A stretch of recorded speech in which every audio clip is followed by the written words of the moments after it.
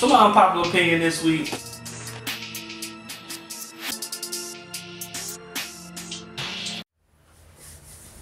Oh man, welcome to the Antisocial Commentary Podcast. I'm Chris Agnew. I got my guest in here. Actually one of my best friends. Rapper, singer, dancer. Porn star. Porn star. Yeah. I mean, honestly, if I had to tell you what your number one, probably biggest hat you've ever wore was, you were the wheelman in high school. Every crew needs a good wheelman. I mean, enough with the pleasantries. Let's just jump right into it. Pusha T and Drake, man. Yes. I know you've been wanting to talk about this. Rap beef crazy right now. Yeah, rap beef. I mean, yes. I'll be real with you. This beef has been. I'm not gonna say underwhelming. Underwhelming is not a good word to describe it. I thought.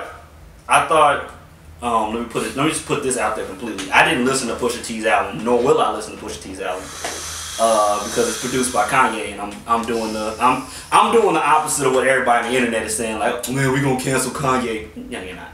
You actually canceling Kanye. I'm actually I'm giving that nigga no type of energy. I listened to his album. No, I'm not gonna do that. It was trash. It wasn't trash. It was nothing but groundbreaking. But okay, so the only reason I listened to Pusha T's, I listened to Infrared was because I gotta hear about the beef. I can't not hear about the beef. The shot he threw at Drake was, it was light. I thought Drake lost more by responding, because that diss was like, he brought up Quentin. Like, I'm be honest with you, the whole ghostwriting thing, it just kind of is like, okay, he has a ghostwriter, maybe. Because clearly he doesn't still have a ghostwriter. Well, maybe he didn't have the same ghostwriter. Yeah. But it's a fact that Drake has he wrote for Kanye. Other people, yeah. I feel like Drake is sensitive about it because so many people have said something. Yeah, and because it's like he wants to be viewed as a rapper. Yeah. Like, he wants to be viewed as a writer. Yeah. Like, not just like Kanye is fine with being viewed as some people having writing for him and stuff. So when people like challenge that, I feel like it gets under his skin a little bit. Yeah. But I don't see why he would go at Pusha T for that either. Because it was light. Like, it was the first line and the last line. The first line was it sounded like, it was written like Nas, but it came from Quentin. Yeah. And then the last one, you can't even right my wrongs if you don't really write your songs. Yeah. And that's, it's Pusha T. Yeah, Pusha T. Like, he been doing this. Yeah, like, let's go. If you go back in the history of it, this all started over a pay hoodie. Like, well, yeah. Come on, like. But yeah. Honestly, first off, or allegedly it came from Birdman not paying Pharrell. Yes, that too. The Bape hoodie, I think, was started, and then it just kind of kept going. And I think Birdman didn't pay the clips for Exactly. I think Pharrell either. That's what I'm saying. I think nobody got paid for that. I think that started it, but then the Bape hoodie was like, okay, really, you not gonna pay us, and then backdoor your man's is wearing our stuff. And then had the nerve to say that he never heard of us, but you in the video, my nigga.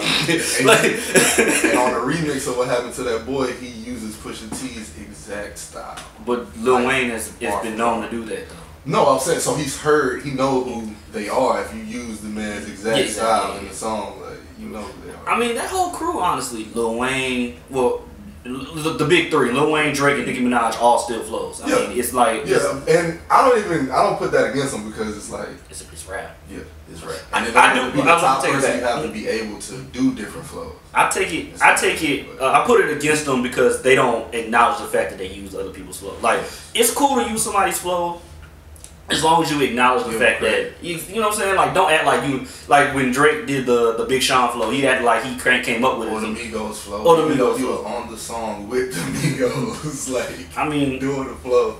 Like, I don't know. It's like for me the beef is hard, but that's really from, like, I'm looking at it like Pusha T was baiting Drake. Oh yeah, definitely. but not just on it's not first time though. Yeah, but not just on the Infrared track, because I think it's on What Would Meek Do? No, the track right before Infrared is called What Would Meek Do. You didn't listen to the album. I'm not going to. It's called What Would Meek Do. Yeah. That's already like.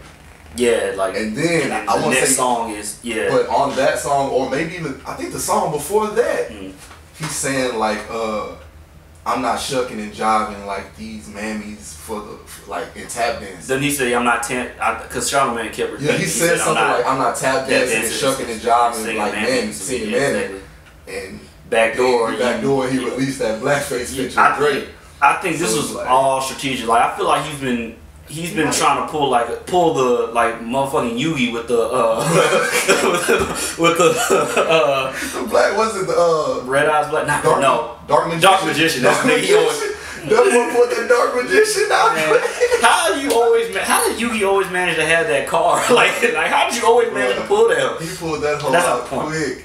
So I think the Duppy freestyle, to Drake's credit, like I thought that was a good song. Like I'm not gonna we in the group chat together. I'm not gonna name names, but something was like that wasn't all that. I was like, man, you tripping.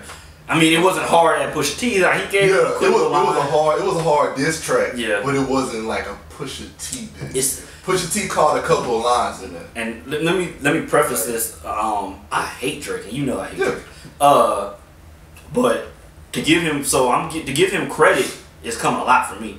It's saying a lot for me, I should say. But that was like one of the.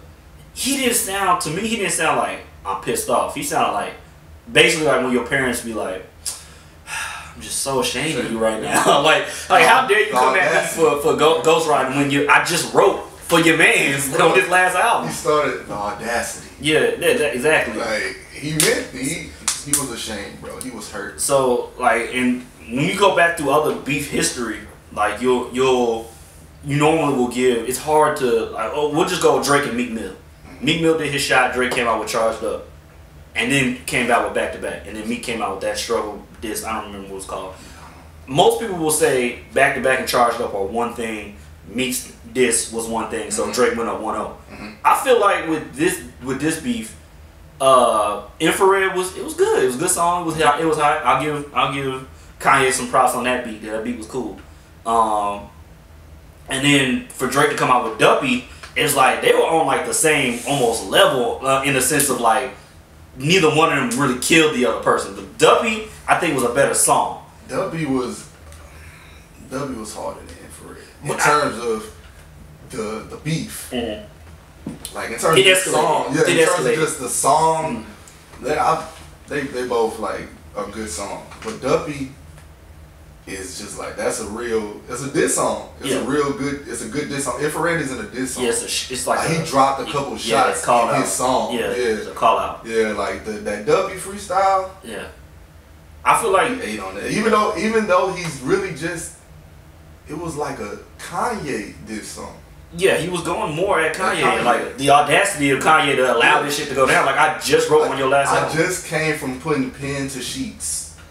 Yes. Meaning it's possible that Drake has lines on the new current Kanye. Yeah. What's the name of the Kanye album? I think it's Ye.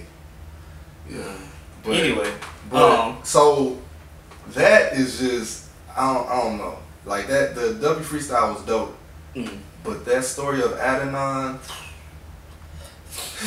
I think the worst part about that was the 666 line. I was like, oh, come on, man. You can't go at a man for being sick or kill you. I feel like it surprised me. Let's put it this way. In the time that we are now, it surprised me that nobody was outraged. It was people who were outraged, especially Drake fans. I mean, the Drake fans was hurt. They was outraged about it. But, I mean, yeah, it's rap beef. Yeah. Like, you can't, it's like cracking jokes on people, even though they're trying to hurt you. Yeah, I'm saying they're trying to make like jokes PC now, like to where you can't say certain things. But when you cracking jokes on somebody, you can say whatever. Like, but see, that's what made not Charged Up, Back to Back so good. Yeah. He didn't go at Meek like he didn't pull a Jay-Z busting a nut on your baby seat. You know what I'm saying? He pulled is that your tour or your girl's tour? We all knew. You know what I'm saying? But see, that's the difference. Drake wanted that Meek beef by default. he won that because Meek ain't even the song, whatever song Meek put out. It didn't. It like Drake wasn't. I'm saying like default by. There was no other. There's no record. Like you can say the beat like that. That's basically not a beef in a way because you can say Jay Nas, Ether Takeover. Like even Biggie, Tupac. Even though Who Shot You ain't about Tupac. I mean allegedly. Yeah, that's what I'm saying. Like they both have. Nobody knows what Meek's song is for Drake. Even I can't think of the name of that song. Man, the one with the Undertaker beat. That's all I know. And they had to get rid of it because WWE didn't allow it. Exactly. Didn't allow. I think Jamal told me that. Steven told me that. Like it sounded. That's what I'm saying. It didn't sound like they even wanted that song to come out from how it sounded. Yeah. So that's what I'm saying. Like with this, somebody dissed you. Like. He said Drake. Yeah, he says his name. Not subliminal. And that's why I hate about Drake is we knew he was talking about Pusha T and Kanye, so say their name. Yes, exactly. He said Pusha T's fiance name. Yeah. And didn't say Pusha T's name. Yeah. He said Pusha T's brother's name and didn't say Pusha T's name. Now see, the only way I see Drake winning this beef is you gotta find you a picture with you and his fiance. That's Drake's go-to is he got the female. Yeah, that's the only way he can get a up on this. Yeah, I mean that's the only way. Like even if he didn't do nothing with him, he has to go the Tupac route. Yeah, you gotta fuck his bitch. You cornrow motherfucker. That's the only way. I mean, honestly, it's just like I think. And then it's like it's so many levels to how Pusha T. That's why I said this might be one of the best diss songs, just off of the blackface. Yeah. Drake has to explain that. Even if he do explain that, a lot of his black fans is still like, bro, like there's no excuse for, there's no explanation for putting blackface on. Even if you saying like it was for political reasons, like. You could have found a different way. I mean, Lupe Fiasco had dude putting on blackface in his video, but if you watch the video, you see that it's meant to. I feel like Drake, the blackface thing, it could have been for something positive, but the fact that it didn't come out, he don't have the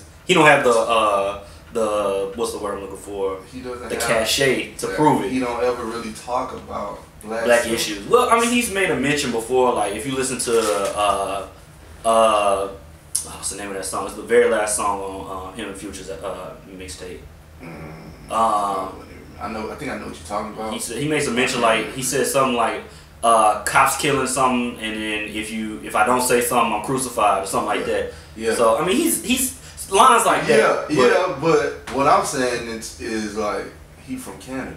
Right, you're not. That's not. It don't have the same. He was wearing a Jim Crow shirt. Yeah, that's fucked up. Y'all got Jim Crow laws up there. Yeah. So that's why I was like that's a hard explanation, and then you go to him having a baby. That's another part of it. Yeah, it's with a porn star. Yeah, that's another part. A French porn star at that. It's not like. Well, I think if it would have been a black woman, I think it would have been way worse for him because then like he a deadbeat and on. Oh yeah, gonna do this to his sister. Yeah, it'd have been way worse. So it's probably good to hear. But see, I think Drake knew this was about to blow up in his face, and that's why he started doing like the guys playing shit, like giving out money. I think he was trying to get in front of it. And I don't think it was gonna blow up. I don't think. See, he was gonna manage it though.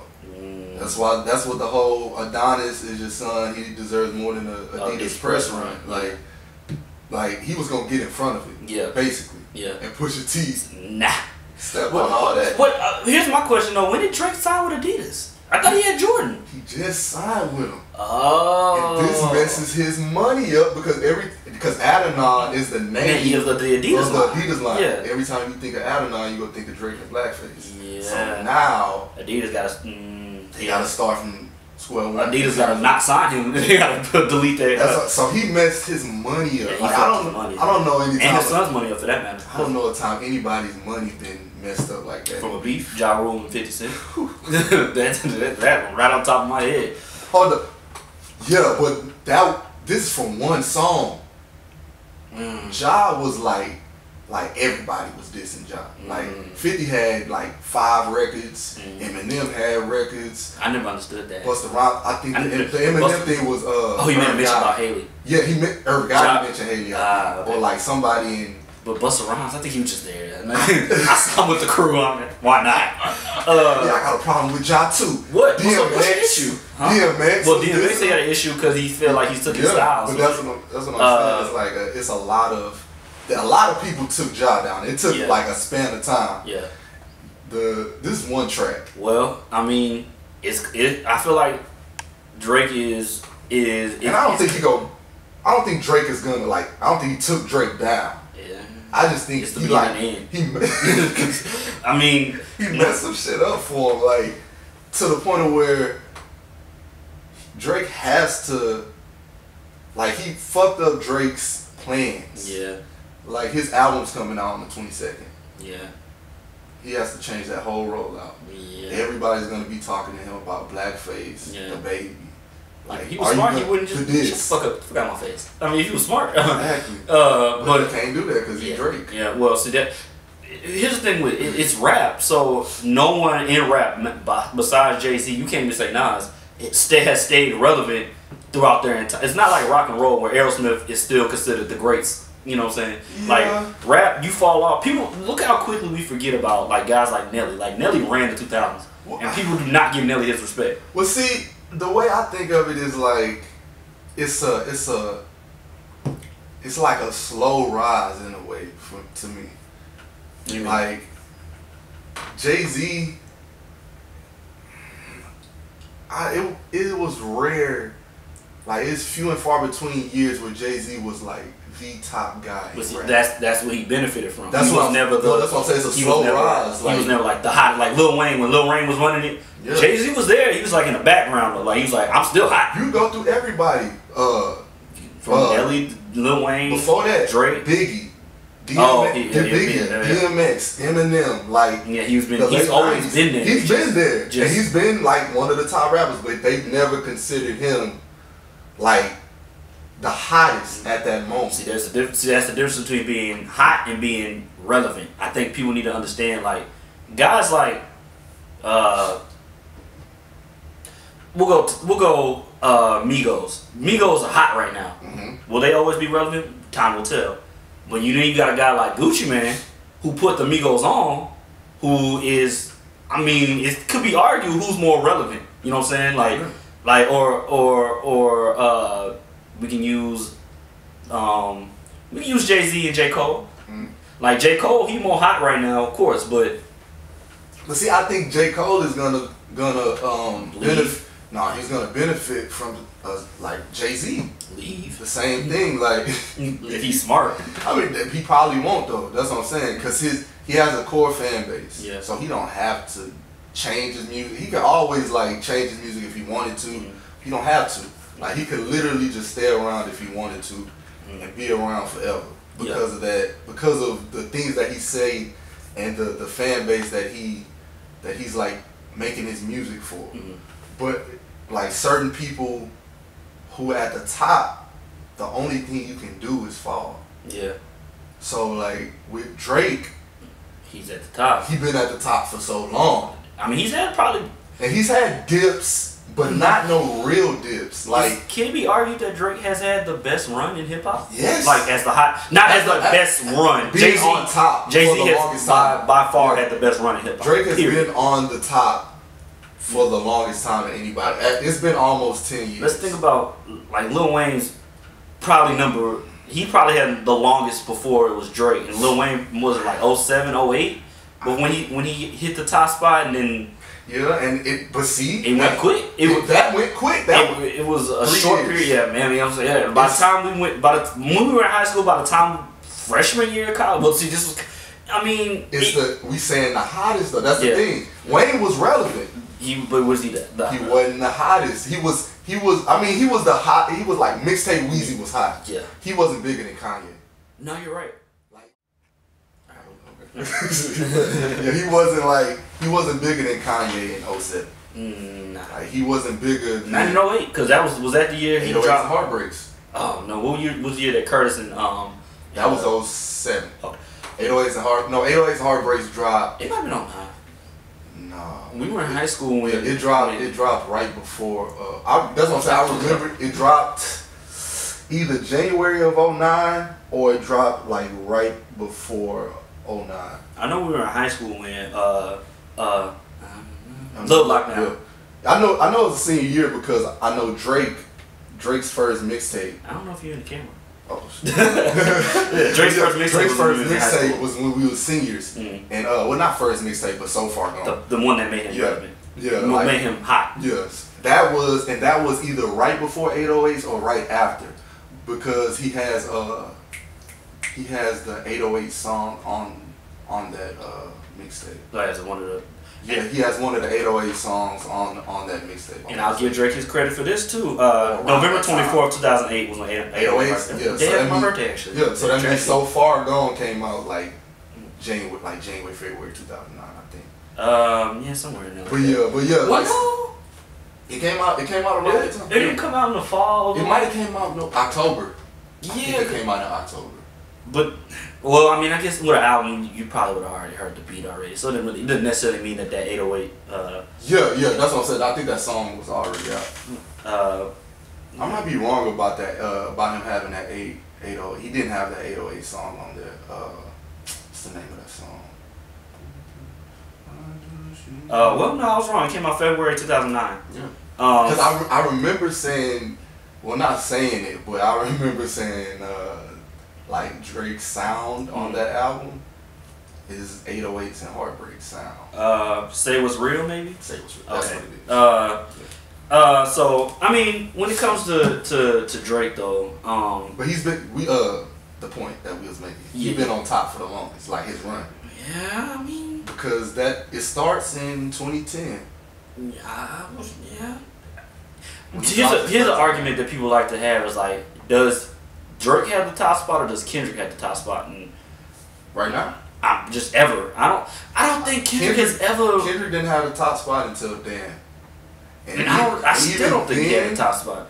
Even but because it had, because I mean, I guess I'm saying like in terms of people actually recognizing him up there, because people would say it, but it's kind of like, oh, Kendrick coming. Yeah. Like when Damn came out, it was like, okay. Yeah. Drake better come with something. Or Kendrick got his spot. Damn was like his most dumbed down music. Not saying that it was a dumb album. I'm saying like it was the most dumb, like the most commercial. Commercial, yeah. It was. And that's the one that was a Pulitzer Prize. It was more refined. Yeah. Like describe what you mean. That like he took his style and basically, if you listen to, I'm not gonna even go to his mixtapes, just all his albums. You know. So you got Section 80. You got Good Kid, Mad City. You got To Pimp a Butterfly. And if you take those, the best elements of those albums, like the storytelling of Good Kid, Mad City, the musicality of To Pimp a Butterfly, and the rapping of Section 80, he kind of put that all into this album. But the only thing he did was like switch the producers out. And so it like changed the vibe of it. Like instead of having a real jazzy beat and he rapping over it, killing it, he gets DNA. Okay. Or Humble. And he's still rapping over it and he's snapping, but it's a different bounce to it. So he's rapping differently, and I don't like, it's kind of like him saying, what is it, the stretch marks line? Yeah. He could have said that more intelligent, like, but he just put it in your face. Just put it in your face because of that vibe of it. And that's why I say it's not really, it's not that he dumbed it down, it's more of he's just giving you a taste of his personality. Like that's a different side of him in a way. Well, see, the Kendrick Lamar thing is like the argument for Kendrick Lamar is like he's very similar to Tupac in the sense that Tupac's bars, he didn't have metaphors that went over you. Like Tupac was right in your face with what he was saying, but what he said was so powerful.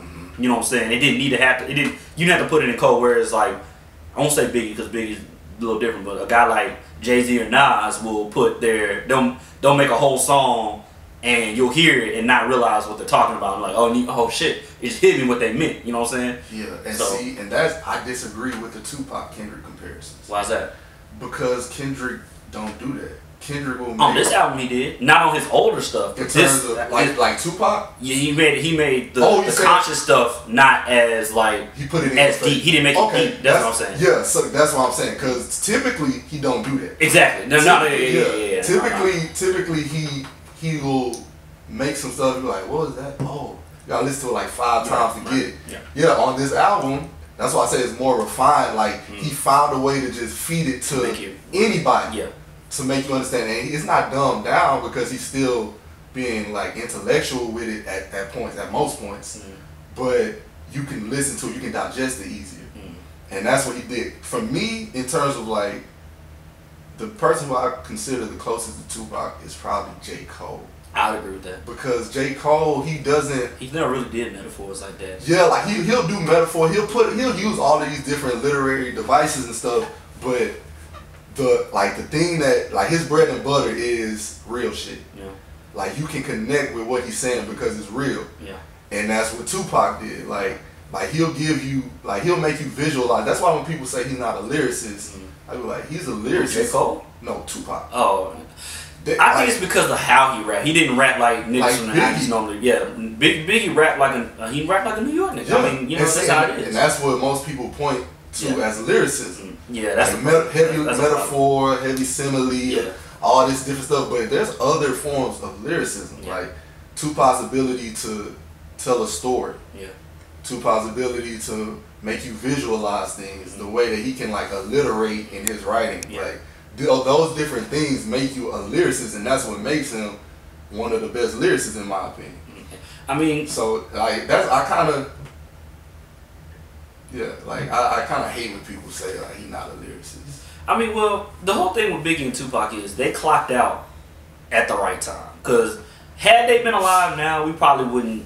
See, I'm not gonna say we wouldn't, but here's the thing with like guys like, and Jay-Z has benefited from this as well. Like from that era, people will, and this is gonna go into the next conversation I know you want to have. People will they'll mystify these niggas like oh yeah, well we seen Tupac one time, he was at the McDonald's on Crenshaw and he bought everybody McDonald's and went back there and fried the fries. Like it's a shit like that.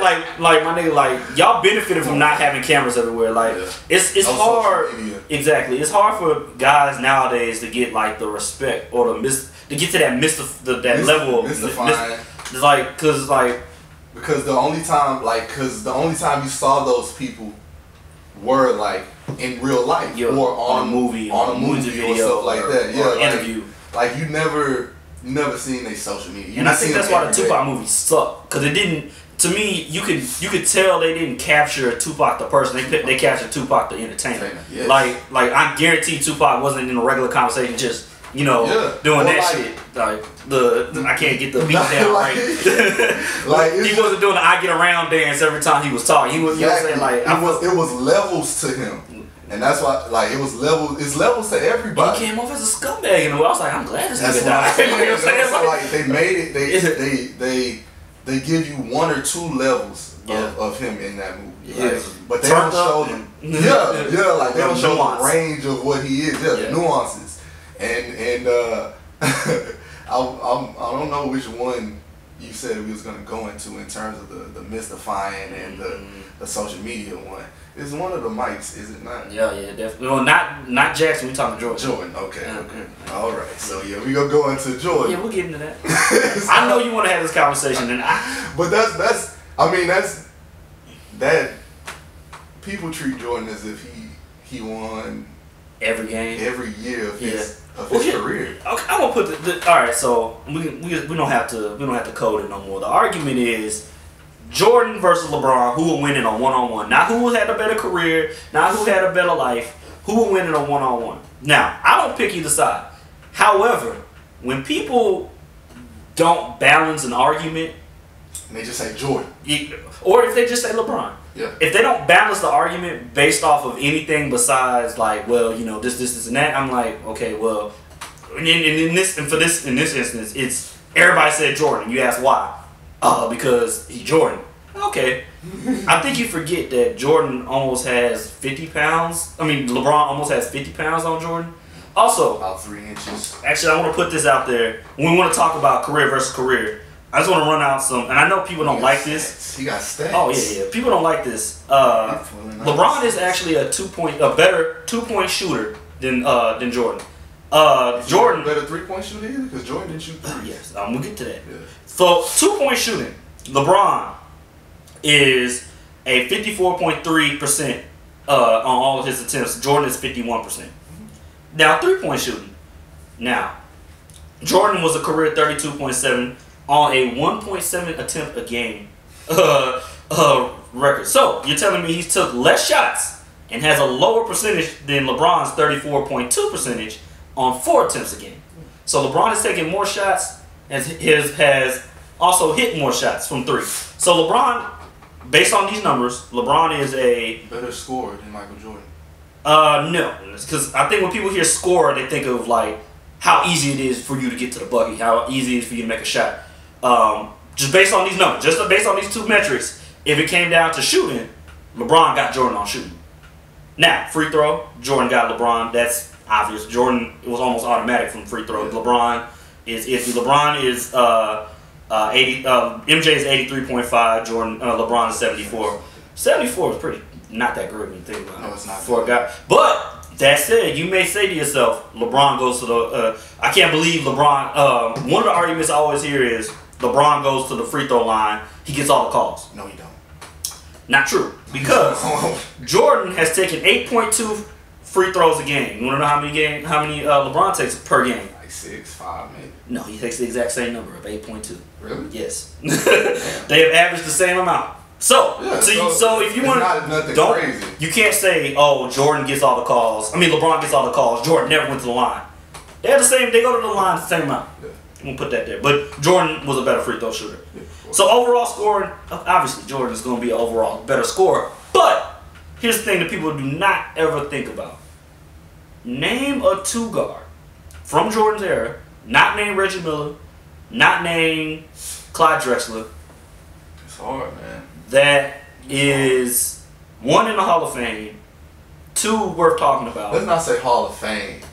Let's just say that you can just remember off the top of your head as like, damn, it was really worth being in this conversation. Yeah. Because it's like it's a lot of people in the Hall of Fame. That ain't no disrespect to people in the Hall of Fame. But it's like somebody can say, a lot of people get on in there based off their name. Well, somebody can say Mark Jackson. He be like, bro, come on. Yeah, right. Well, even though Mark Jackson the point guard, but you know, like in that terms, like they can say something like that. So, well, here's the argument. We're talking about an elite shooting guard. Yeah, Jordan. Here's Joe Dumars. I say him because elite though. I didn't, bro. Elite. Look up his stats. I didn't. I'm not saying he's not. I'm asking. I would say at that time he was considered elite because he could lock down Jordan, and apparently he was scoring like 20-something points a game. So. That's why I'm like, that's like Klay Thompson. People would say Klay Thompson is one of the best 2 guards in the league. So I give it to Joe Dumars. Like I ain't gonna play him. He won some rings with Detroit. Here's the argument that a lot of people don't like to hear. Jordan would not hold LeBron and I say that because it's just evolution, dog. Like. There's a nigga in middle school, maybe high school right now that in 10 years we're gonna be saying, is he better than LeBron? I mean, and he more than likely will be. Look at guys like Anthony Davis. Anthony Davis is 7 foot tall and moves like someone that's 6'1". Yeah. It's just the simple evolution now. And then people they easily like to forget like, oh, it was a different time with Jordan's era. In Jordan's era, they used to have hand check, did blah blah blah. Like, yeah, nigga, because they weren't skilled. like the only way the Pistons were able to beat Jordan was to beat his ass. Yeah, like that wasn't a skill. That's what I'm saying. Like they act as though like the point guards didn't back the ball up down the court. Yeah. Because they couldn't dribble. Because they were getting their ass beat. Yeah. But no, they had no handles. They had no handles. Like you look at Watch how Jordan's one of the best defenders, but he sure did get broke off by Allen Iverson. Yes. And I guarantee you that wasn't the only time Allen Iverson crossed him off. Yes, but that's because no one did a crossover. Yeah. Even Anthony Tim Hardaway. You talk about Tim Hardaway. Well, I'm gonna say Penny's crossover was. Oh yeah, it was. It was nasty for the time though. For like now, like if you were to put a guy like Clippers, 6-man, perennial 6-man, Jamal Crawford. If you would have put him now in the '90s, he probably would have been he would probably been that nigga because niggas would have been getting crossed the fuck up. That's the thing. He was crossing people up because he got drafted. I think he got drafted in '99. But I mean, I'm talking about like Jordan's heyday. No, but at that point he was chopping people up. Yeah. So imagine if these people were around in the '90s. Like when he came in the league, he was killing people because they couldn't hold him. Yeah. That's because everybody don't have that. Like they didn't, and I'm not saying that the '90s was not a good time for basketball. If somebody did a Euro step to them, they'll have to learn how to defend it. Yeah, but they gonna do a different Euro step. They'll do a drop step. It's certain things that's in the league now that wasn't even in the league then, skill wise. And that's the thing that everybody can do it. People be like, oh, they call fouls like crazy now. Why? You know why? Because niggas in the '90s were not skilled. They had to be like, look, y'all can't just be beating niggas up. You also know why? because the Detroit Pistons and the Indiana Pacers would fuck in the Knicks.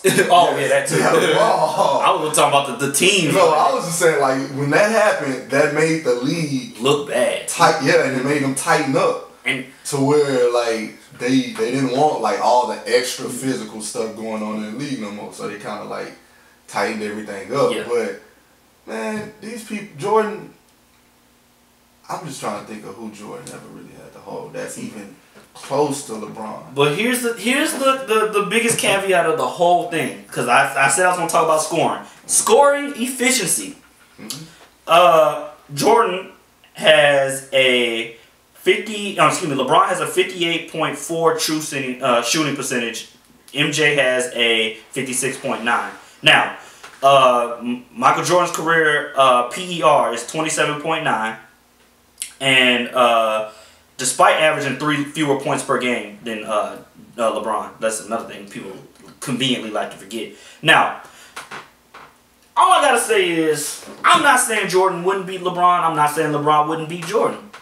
All I'm putting out here is people conveniently forget that one, evolution exists. Like Jordan and LeBron is playing niggas that have been training since they were like we know how it is. Like growing up, it gets younger and younger. Like we start training kids in like for real, like getting them trainers. And not only just that, they've been trained skills.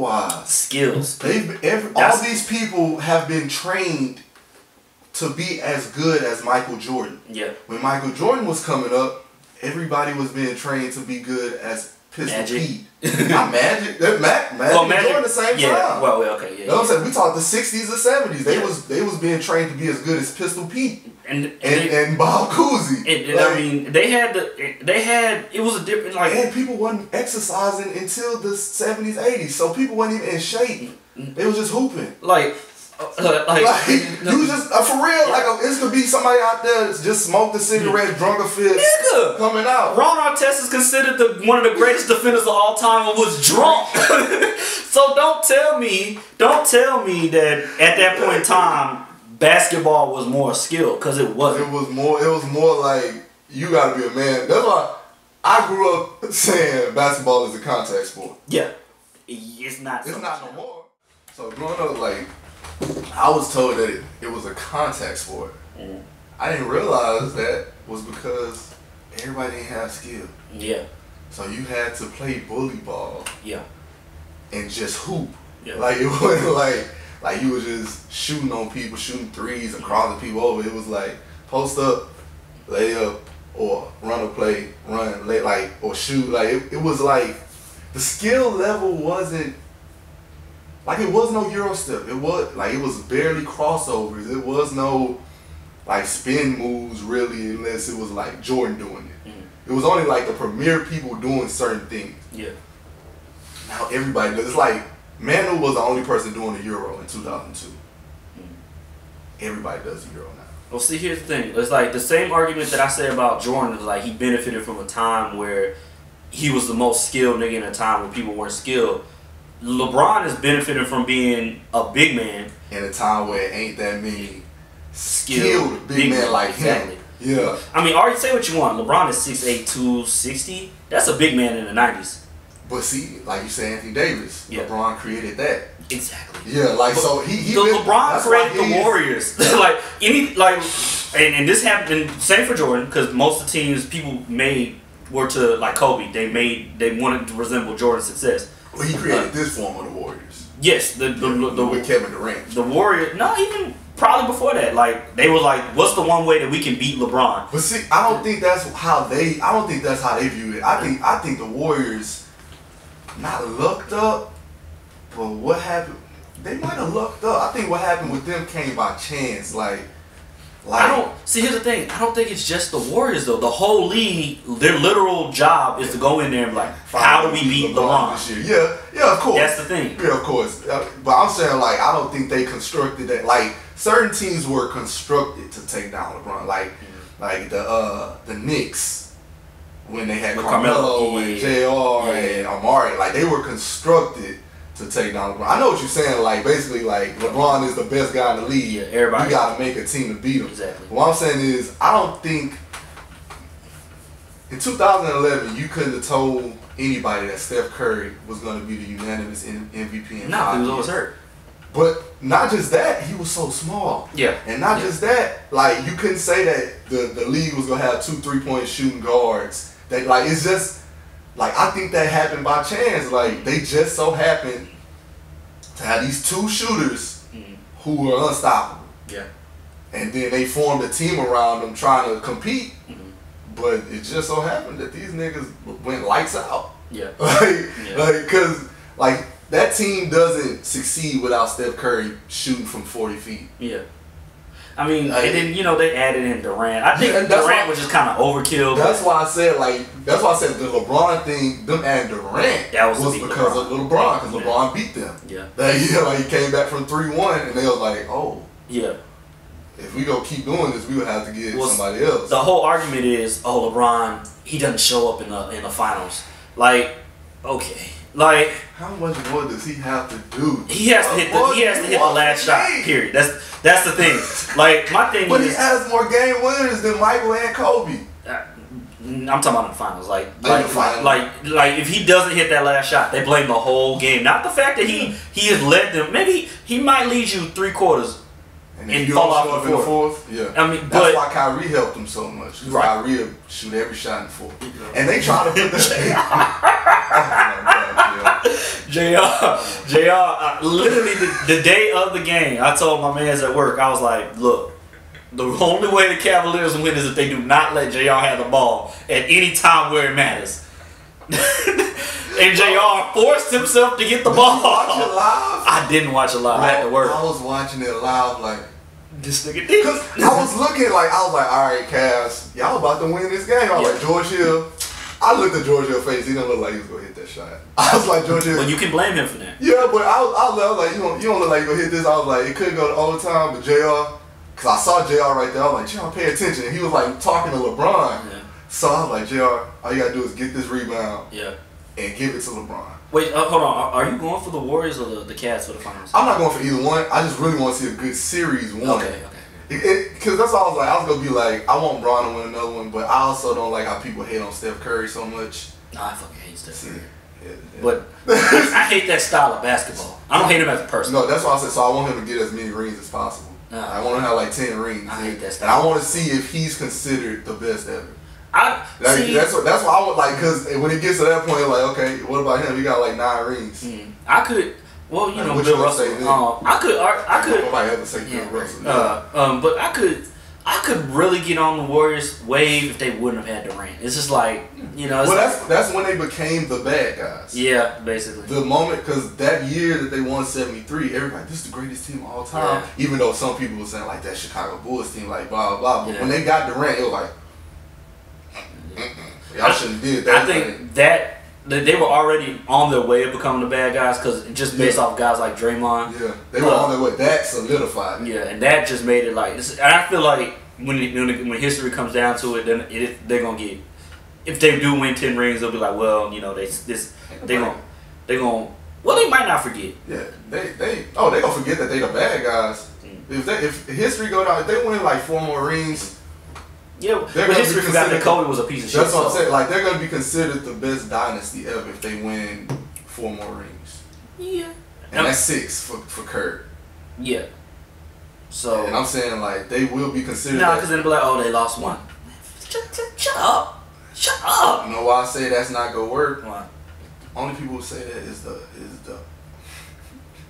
old people who dying in the next 30 years. Yeah, true that. Yeah. They not gonna be around no more. Yeah, like the people who say that, like, oh, Jordan, that undefeated, that's not gonna be around no more. These kids, it's kids who have never lived a year without seeing LeBron in the finals. Yeah. He's been in the finals. This is 8th year. Yeah.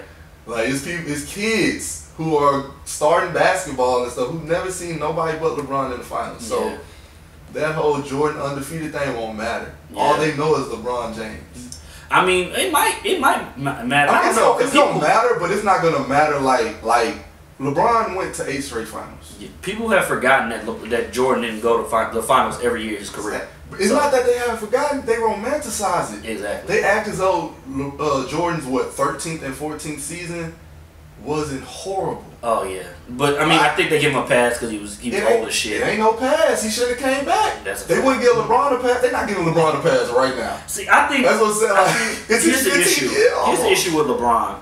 I feel like people have their heads so far in the past, they are missing out on the greatness that's in front of you. Yes. Like, say what you want. Yeah, he's lost.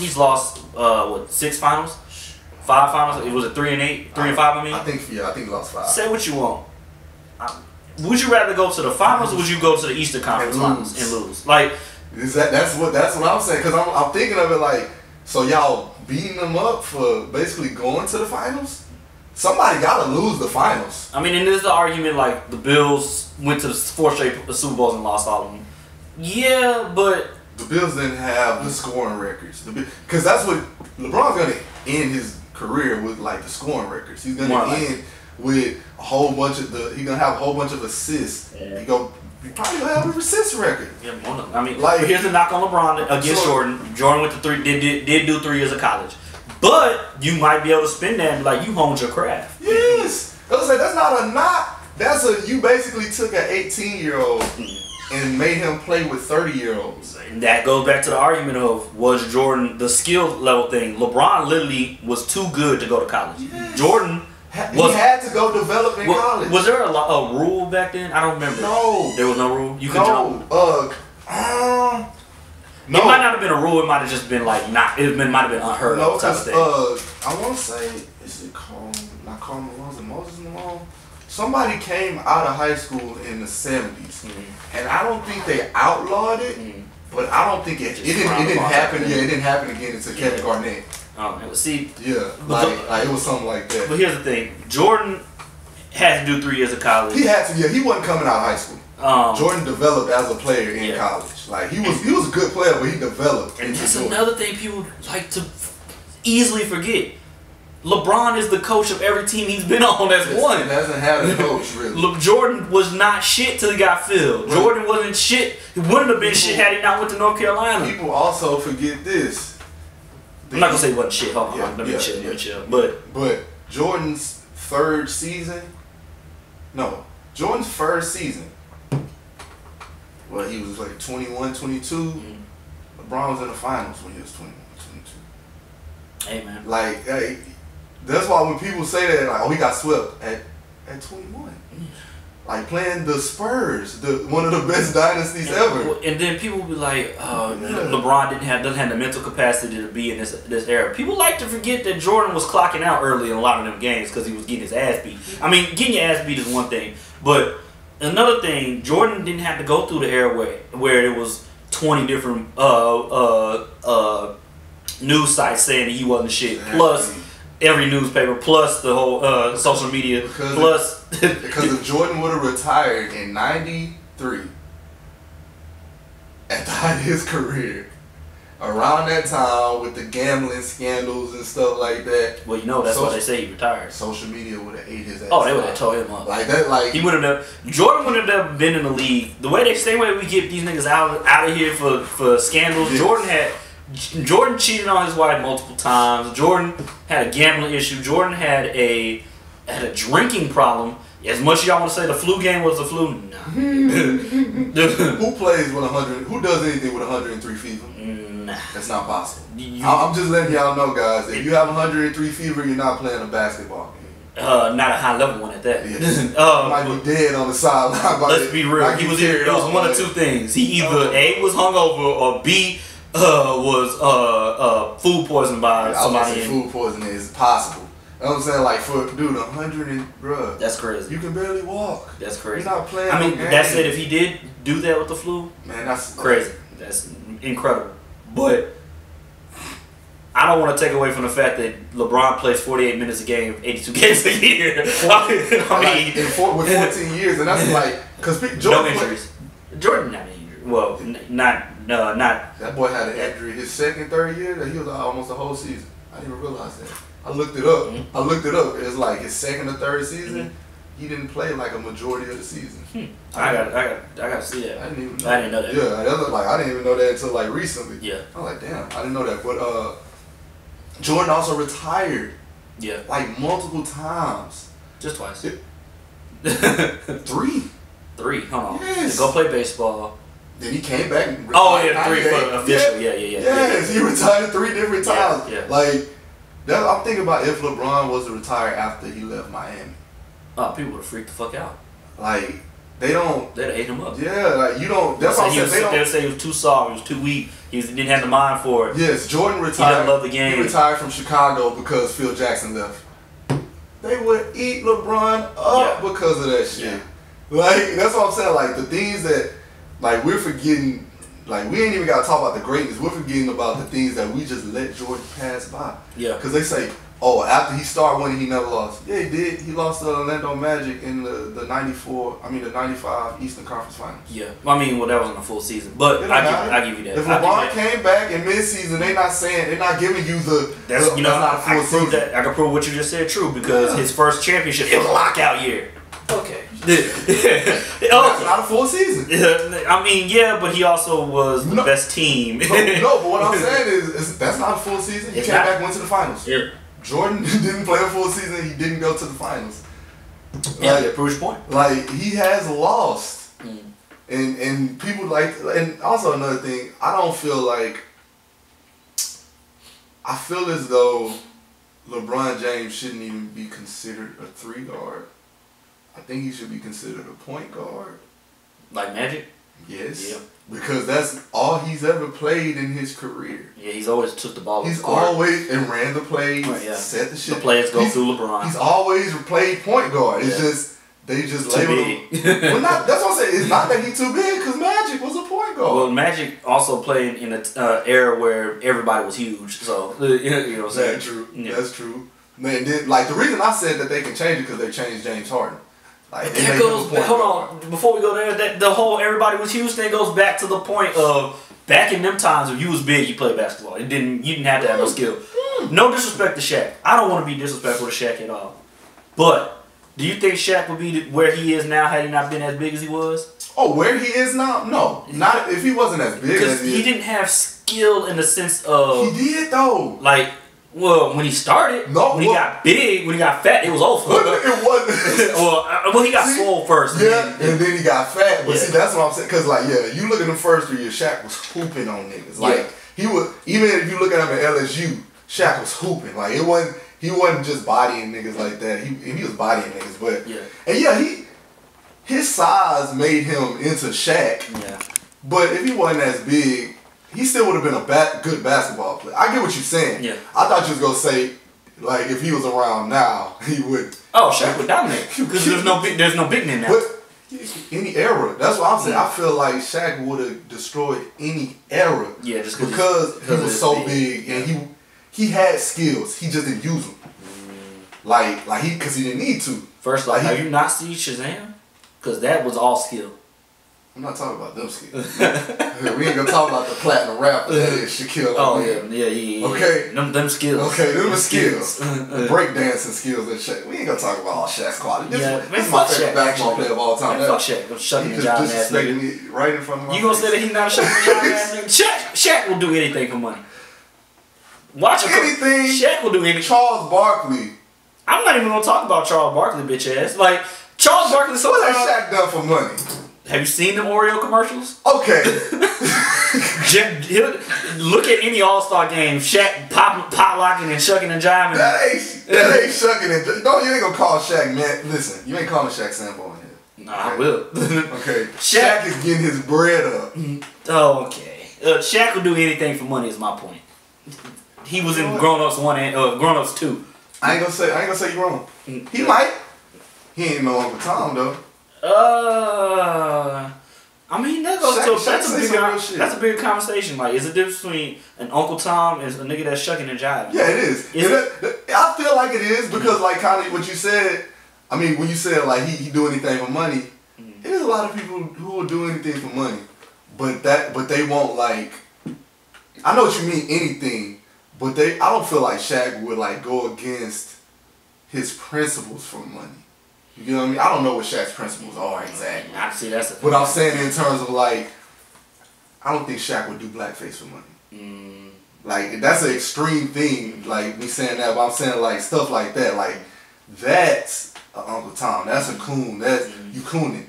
I feel like when you say shucking and jiving, nigga, you get up there and dance. Like they not saying get up there and dance, but like get up there and dance, and I'm gonna pay you some money. You gonna get paid to do this clown shit.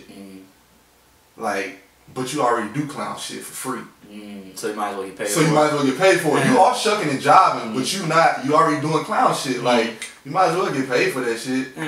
So that's why I said, I'm not saying either one is good or like, well, better. Uncle Tom is good. I'm not saying either one is better or worse. I don't know about being Uncle Tom. Ain't nothing good about being Uncle Tom. No, that's true. That's true. Ain't nothing positive about that. Yeah, so that's what I'm saying. Like, yeah, I'll say he's shucking and jiving. Cause yeah, Shaq do the most. It's like he do the most. It's like Jamie Foxx do the most, but he do the most always. Like that's not something like, why the fuck is this nigga doing this? Yeah, he's always like that. So yeah, I ain't gonna fault him for it. But I know what you're saying. Come on, disrespecting Shaq. Well, I don't see his thing with Shaq though. Is like Shaq. He benefited from being like if he would have been 6'5" and not been able to shoot free throws and not been able to. But I feel like he would have been able to shoot free throws if he was 6'5". Yeah, maybe Shaq was oversized. That's maybe Shaq. Because he was so big, it hurt him a little bit. Yeah, that hurt him. Yeah, like maybe that's what he didn't give a fuck about certain things. Yeah. About like I heard Shaq once say he only used 10% of his game in the NBA. I don't know if that's true, but I can imagine that he probably did only use like 40 or 50 because he didn't ever have to. I seen Shaq dribble before, and he got all right handles. Yeah, I mean when he played for Magic, he used to bring the ball up the court from time to time. Yeah, in LA, he never had to bring the ball. I mean, he did a few times, fast break stuff, but he never had to use that part of his game. Yeah. He never had to really do like footwork turnarounds. He could just body you and dunk, even though he could do a foot like turnaround hook. He didn't do it a lot. So like at 6'5", I think it would have helped him because he would have had to develop his game a little more. He would have had to. Also, he wouldn't have been as injured because. I feel like Giants get injured. Well, I mean, except for Kareem, I don't know how he did that. I mean, he was the only Giant. Well, I mean, but I'm not the only. But Giant, even then, I'm saying like just like a lot like Yao Ming stayed hurt because they're like I don't know like they're bone. I don't know, like Kareem was around for 20 years. I don't fucking know. I don't know how he did that. I mean, look at Karl Malone too. Karl Malone, I mean, well, he had injuries too. Yeah, right? But he probably Karl Malone had no injuries to the end. Karl Malone played every game up until he got with LA Lakers. Well, I see. Here's another thing: when you're bigger, you have a bigger target on your back. People probably are roughing you up a little bit more. Hack a Shaq. Beating the shit out of Shaq. Beating the shit out of Shaq. Yeah. That's most likely what happened with that. Yeah. Well, I mean, again, the league was a lot more different. Like, thanks a lot, Pistons and Pacers when getting fights and shit. People like to forget that Ben Wallace was about to went the way he went at Artest. He was about to beat Artest up. No, he was gonna kill Artest. He went straight for the throat and started. He went with a 2-hand choke to the throat. That's lethal. Oh, yeah. That's lethal combat right there. Artest said, you know what, I'm not fighting Ben Wallace today. Yeah. And when laid down and then somebody threw a drink on me. Yeah, man. Oh yeah, I saw that live too. I saw it the night after. Oh man, that shit was crazy. Like when you see something like that, bro, like oh this shit is really escalating. Oh my god. Yeah. Oh my god. Like that shit. Yeah. Escalated so fast, bro. Yeah, man. Steven Jackson putting him. Oh my god. I mean, I have no segue for this. But we're kind of getting to the end of this, so it's always good to drop my favorite segment of this whole thing, or the only segment for this whole thing, and that's we're gonna talk about some unpopular opinions, and basically what that is everybody want to have one train of thought nowadays, in my opinion. Like if you think you gotta think this way, or if you don't think the way we think, you're wrong 100%. So it's just like not everybody thinks the same way. So everybody got an unpopular opinion on there. This is episode like what, 10, 11 or something like that. So I've had a few unpopular opinions. Okay. So I'm gonna give you opportunity to say your unpopular opinion. This is this is the whole point of the unpopular opinion segment is you get it off your chest. I might be able to throw something in there after you say whatever you got to say, but this is your opportunity to go ahead, drop your unpopular opinion, and we'll see what goes next. I kind of had a few. I'm gonna do this. Let me see. How can I say this? Well, I know a lot of people consider like R&B music to be like in a bad state. Okay. Like, but it's why are you getting all quiet on us? I'm getting deeper now. Okay. But it's possibly like I won't say it's at its highest point right now. Okay. But it's probably it's very damn popular. Like I feel like it's more popular than rap right now. Popular. Not relevant. Because rap is probably like everybody doing rap, everybody trying to dabble in rap or hip hop or this and that. Right. But R&B is like the biggest stars are basically R&B stars. Beyonce, Rihanna, Adele, Sam Smith. Okay. Keep going down. Weekend. Miguel. Miguel. They singing. They do be singing. Drake. I'm losing people, but it's a lot. Chris Brown. SZA. Like the biggest musician, like the biggest music stars are the R&B stars right now. Like it's not country or pop music or the rappers, like the ones who always get the #1 records. They're R&B stars. If I had to make it simplify your unpopular opinion, the opinion now is that R&B is dead, but what you're saying is R&B, the most popping people right now come from R&B. They are R&B. Or have a base in R&B. Yeah, the thing that I feel gives people the perception that R&B is dead is classic R&B is dead. But the new Jack Swing shit. Well, not just the new Jack Swing shit. Like, that's why I say dead like that, because people still listen to R&B. Yeah. But like Maxwell type of music, or Babyface type of music. Crooning. That was on. Exactly. Yeah. And crooning is dead, but it's like R&B just became. I mean, it was already a part of hip hop in my opinion. Yeah. But now it's just, it sounds like hip hop a little more. And a little more hip hop, but I was gonna say it sounds a little more pop as well, but that's because hip hop sounds more as pop. Hip hop became pop, yeah. And that's what I'm thinking. I think about it even in terms of like Destiny Child's old beats. Yeah. That was like hip hop beats. Yeah, that was. Yeah. But they were R&B singers, and they were like, those are like pop hip hop beats. Yeah. And like that, like it transitioned into getting Chris Brown. Like you think about, I was thinking about Usher music. Like you don't. You're a good hip hop bass, I think. You Don't Have to Call is a rap beat. Okay. Like that's what I'm thinking about, like that bounce, like those, like he's singing. Yeah. But that's hip hop in a way, like. Okay. Like, so again, but it's R&B. To break it down, you think R&B ain't dead? It's just scared. R&B ain't dead. It just turned into. It turned to hip hop. To hip hop. Yeah. Okay. Yeah, like. I mean, yeah, I would have. Before you said that, I probably would have thought that R&B was dead. So yeah, I think that's a pretty good unpopular opinion. I mean, you don't necessarily have to have one. You want to have multiple unpopular opinions. This would be groundbreaking. Okay, but I don't consider rap and hip hop to be the same thing. That also goes into. I don't know if that's an unpopular opinion. I think that's a known thing. Well, people are saying, when people say hip hop is the most popular music in the world, they're speaking about rap. Okay. But it's not. It's hip hop, which is R&B. Mm-hmm. Like the hip hop that's getting the #1 on the charts. Mm-hmm. Either has an R&B singer on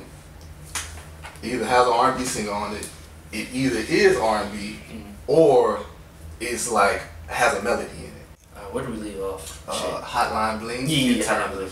Yeah. The R&B being basically I was saying hip hop isn't rap. Yeah. Because they try to say like hip hop is the most popular music in America right now, and they try to put that with rap music, and it's a difference. It's a difference, like because it's rare, like it's few and far between that you will have a hit song, and I'm not saying like it's not a hit, but like a top 5 Billboard song, and it's like all rap.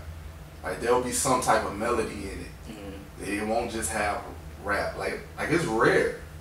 Even I think about Jay-Z first #1 was Empire State of Mind. Had singing on it. Had singing on it. Like, and you have to be. And you have to be a certain caliber of artist. Like Nicki Minaj might be able to do it with all rap. Like Chun-Li could probably go #1. It's not, but it probably could have. Cardi B, another one. But singing. Bodak Yellow. That was all rap. But here's the thing with Bodak Yellow. That was tailor-made to be hot, considering it was already a hot song when Kodak Black did it. And then she backdoored as who she is on a Kodak Black song. So yeah, but she's also singing. Like she's not singing, but that hook, like that's a melody. That's melody. Like she not singing. If Kodak was singing it, it would have been singing more because he harmonized it more. But that's a melody. That's what I'm saying. Like you can't get there with like a. I'm trying to think of a song that's just all rapping. Like it's probably and it's even rare to have songs like that now. I know Bad and Bougie maybe. That's but that wasn't #1 in America. I don't think. It might have went #1. I don't know. I don't think it did. It did in hip hop for sure. It was a big song. I don't know. It might have. I don't know. I don't think it did though. But that's what I'm saying. Like a song that's just rapping. Like a Future Turn on the Lights could get a #1. Yeah. But Itching not getting a #1. No. Like that's what I'm saying. Like even though the concept of those songs is very different. Yeah. But the content and the concept. But that's what I'm saying. Like it's few and far between that rap songs make it to just the top of the charts. It's typically like what you would consider hip hop, like pop, like Rockstar with Post Malone. Like, he's singing. Yeah. He's singing. Like, I mean, yeah. So that's what I mean by like hip hop is, but that gets carried a lot by the Rihannas, by the Beyoncés, by the Chris Browns, the Weeknds, like all these people, the Bruno Marses, all these people who are making R&B music, but it is hip hop. Yeah. Like you do hip hop dances to these music. Yeah. You don't do. Some of you do slow grind. Yeah. Well, R&B dances. I mean, I'm not gonna disagree with your unpopular opinion. I rock with it. Okay. So for my unpopular opinion this week, everybody always wants to have their top 5 of who's the top 5 hottest rappers right now. Bailey making an appearance. Her official appearance on every episode. Every episode, Bailey got to jump in here. She's surprised Jesus out of me. Shout out to Bailey, the unofficial mascot of the show. And so everybody always has that back around too. Hey, Bailey, get down. You showing love, baby. Came out of nowhere. You keep coming out of nowhere, baby. Come here. Bailey, she's the unofficial mascot of the show. So So yeah, everybody want to have their top 5 when it comes to rap. You always hear the same top 5. Everybody of the current raps. Yeah, you always hear Big Sean, Drake, J. Cole, and then 4 and 5 is where it gets kind of murky for me because everybody wants to say Big Sean, Drake, J. Cole, and then they say Big Sean. Excuse me, I fucked up my unpopular opinion. They always want to say. They always want to say. I spoiled it. They always want to say Drake, J. Cole, Kendrick Lamar. And then they want to throw Big Sean in there. And that's when it becomes a problem for me because Big Sean ain't a top 5 rapper. Big Sean is garbage. I said it. His bars are subpar. He makes good songs. I'll give him that. At rapping, nah, Big Sean ain't got it. Big Sean, he's not good at he's just not. Big Sean, he can't. You line after line after line after line after line. Barcode? Come on. And I'll give you line after line of just garbage. Like Big Sean had Big Sean knows how to fuck a song up. Let's put it that way. What? Big Sean know how to ruin it. First off, it don't matter what the beat is. I'm gonna rap the way I feel. That's Big Sean's mantra. Hey. Yeah, we could have a beat that's going. Set the shocker. People don't talk about Set the Shocker. Y'all listen to Playboy. You can disrespect Slip the Shocker. Slip the Shocker was never at any point in time considered top 5 in any era. Big Sean gets considered top 5. Everybody wants to say throw Big Sean in there with Drake, Kendrick, and J. Cole. He cannot out rap. I don't consider him to be there with them. I like Big Sean. That nigga know how to ruin a song. I don't consider him to be there with them, but that's only because I don't think he has the same impact that they've had on hip hop. Here's the thing. And it's crazy to say that because people was doing his rapping style for years. True that. So but I also hate that rap style. So. But the reason I say this because you think about it's like a presence of Kendrick in hip hop. There's a presence of Drake. Even J. Cole, it's gonna be a presence when he drop. It's either gonna be people saying they love it, or it's gonna be people saying they hate J. Cole. Or he making me sleepy. He doing but there's a presence. Big Sean is to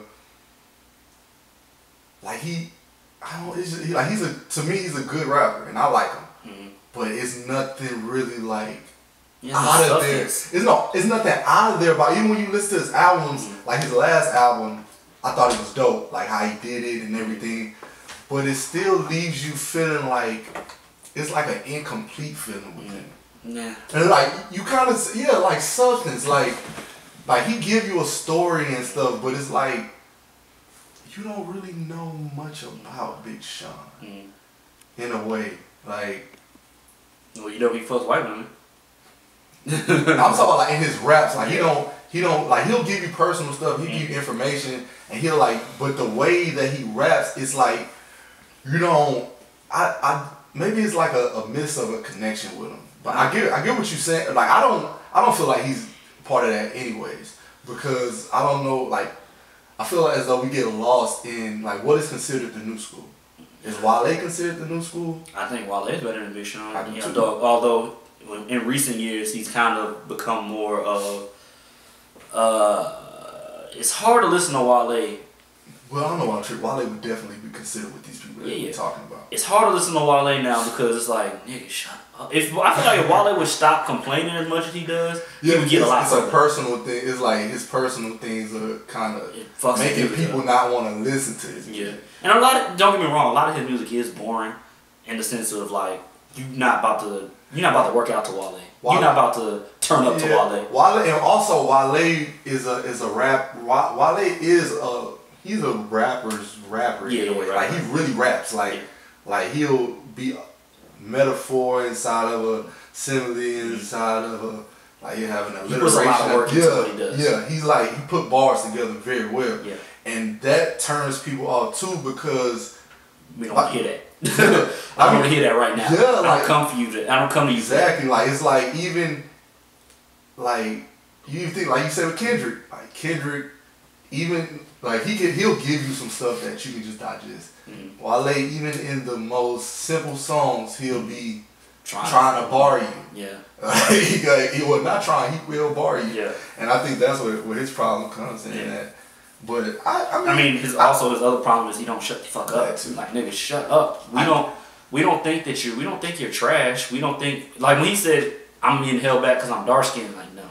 What, he said that? Yeah, he said it. He's like, the reason why he doesn't get, like, I feel like you're inflating two different issues. You being you and you being dark skinned are two different things. Like I don't think him, like, I think being darker skinned is going to be harder for you to in America. It is harder for you. It is, but at the same time, my nigga, like, no one ever thought rap music. Exactly. No one ever thought, yo, yeah, Tupac better than Biggie. Why? Because look at him. Look how black Biggie is. Exactly. Like, no. I don't think his skin color holds him back. I think, nigga, you hold you back. You slapping people up. You going at people on Twitter. You getting emotional all the time. That's the thing. Like, you can't say that and then look at Kendrick.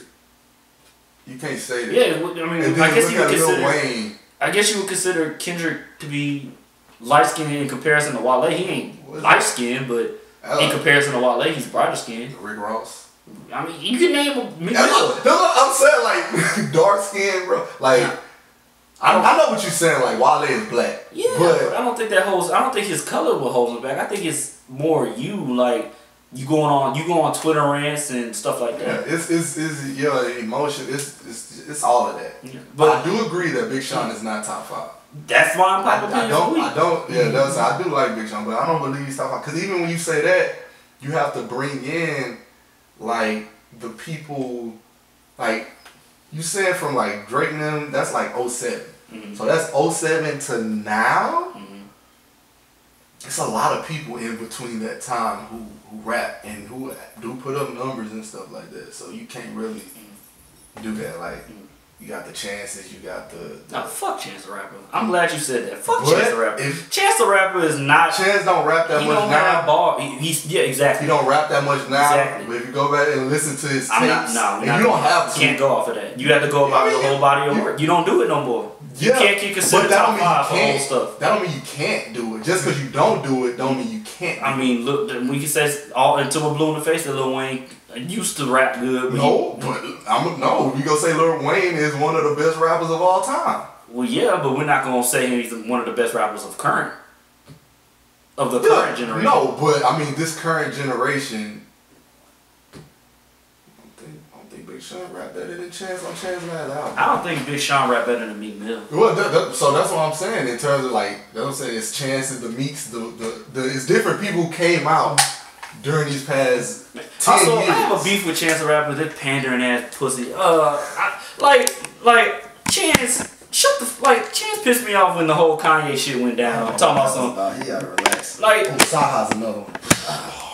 Okay, stop trying to make Saha work. It's not gonna work. Saha got bars. I'm not saying he don't, but he not. When we talking about rappers, but Chance, man, like, when he gonna come out when, like, he the main nigga always talking about Trump supporters and shit, that this and the third. Kanye comes out and showing me, well, you know, we don't always have, black people can be conservatives. Nigga, shut the fuck up. He didn't say conservative, he said Republican. Okay, nigga, shut the fuck up. He said black people weren't always Democrats. Yeah, nigga, shut up. Like, you weren't saying that until Kanye said that statement is false for everybody who says it, to everybody who hears that black people weren't always Democrats. Black people were always Democrats. Okay? Mm-hmm. From the moment that we began being able to vote, we've been Democrats. Mm-hmm. Before that, the Republicans might have had more, like, Lincoln freed the slaves. We didn't have no votes. When you say we didn't have votes. They will say when you had the ability to vote, and you mean like when we gained the ability to vote in the 1800s, but we had the actual being able to walk in there and out get your ass beat was like the 50s, 60s. Yes. So when we began to really vote, we were Democrats. Okay. Before that, that's a fact. Yeah. So that whole Lincoln was a Republican. Yeah, but we were slaves. We weren't even citizens. His thing with Lincoln gets more credit than what he truly deserves, because it is a known fact that Lincoln has gone on record saying, like, if I could keep my friend a slave. Exactly. He said if I could keep the Union intact and keep the slaves, I would. But he knew that money talk and businessmen up north weren't gaining, were losing political power due to the strength of the slaves was making that money for free. Was doing everything for free, basically. Exactly. So it was all about money, honestly, when it breaks down to it. But Big Sean ain't top 5. No. That's the point. And fuck Chance the Rapper as a human.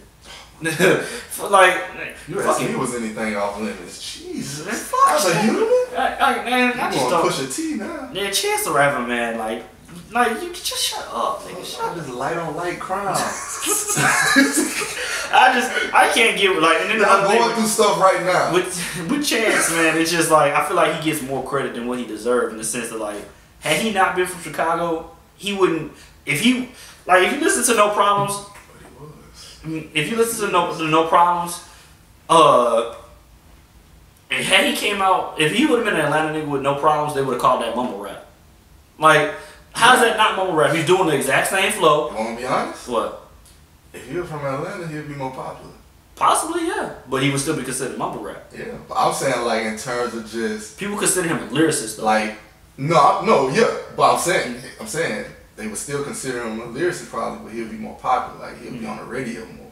Yeah, maybe. Like, I feel as though... That's because Atlanta sticks with each other, though. Exactly. That's what I'm saying in terms of what I'm saying, yeah. Like, that's true. But it might not... That might... Being from Chicago might actually be to his detriment. Because, like... Well, in terms of his career. Yeah. Like, because, like... Yeah, like, they consider him a lyricist. And they consider him a lyricist because his older stuff. That's what I'm saying. Now, he's not really even... Like, he's spitting. It's not, yeah, he's not like trying to spit, like he's writing songs. He's more harmonizing than anything else. He's making songs. That's what I'm saying. Like it's not even like he's trying to rap. Yeah. Cause that's why people would say like, oh, Chance can't rap. Like he can. He just don't. He just don't. Yeah. And like if you ever heard him rap, like he'll say some shit like, damn, Chance, that's poignant. Yeah. like oh, I didn't even get that. But he just don't. He don't. I ain't getting into it. You act like you ain't mess with Juice. I love Juice, but he wasn't rapping on Juice like that though. He was. I mean, it wasn't like he wasn't like dropping bars like crazy bars. Juice was my shit though. Yeah, I don't know what he was saying on Juice. You want to be honest? He mumbled through that song a lot.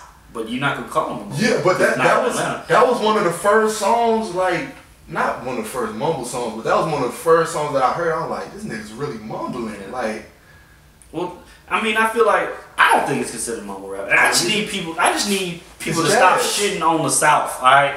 We ain't mumbling. That was one of my points. That was one of my unpopular opinions. The South has been here, man. Pusha T is one of the best rappers of all time. He's from the South. We talking Pusha T.